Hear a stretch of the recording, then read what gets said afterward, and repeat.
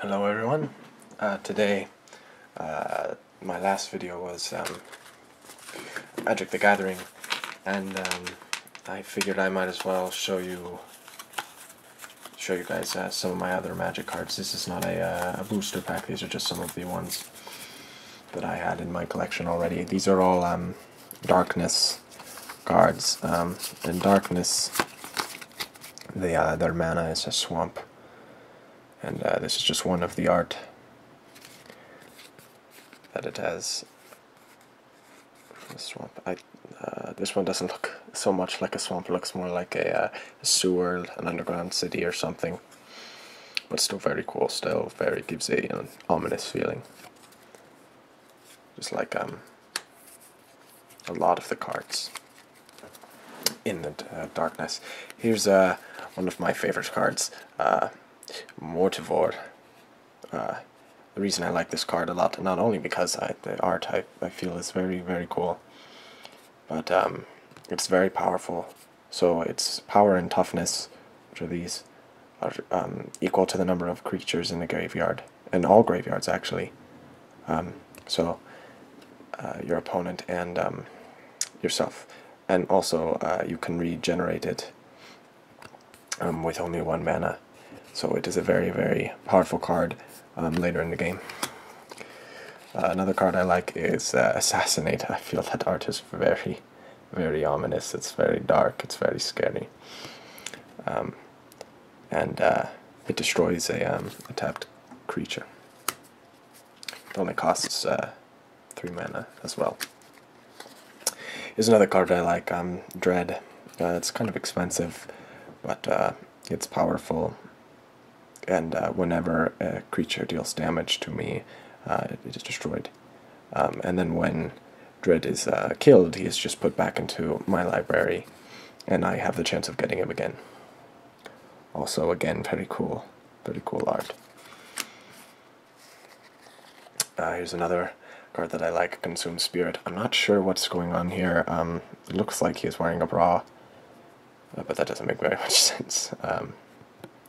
And then he's also getting his soul sucked out, which is very dark. The Darkness mana, I mean, that would make sense, that it is dark.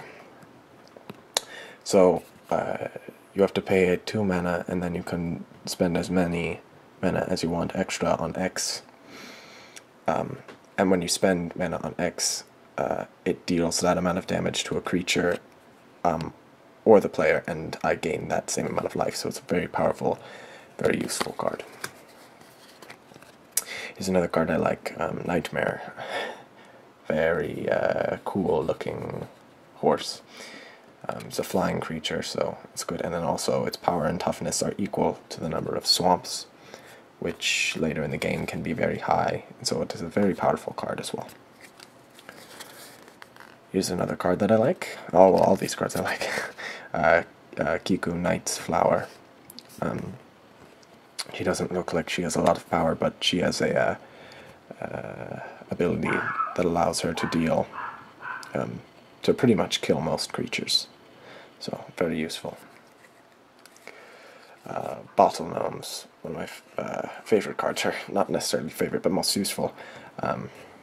They're a relatively low amount of cost, and by sacrificing them I gain 3 life, so it helps you out in the game.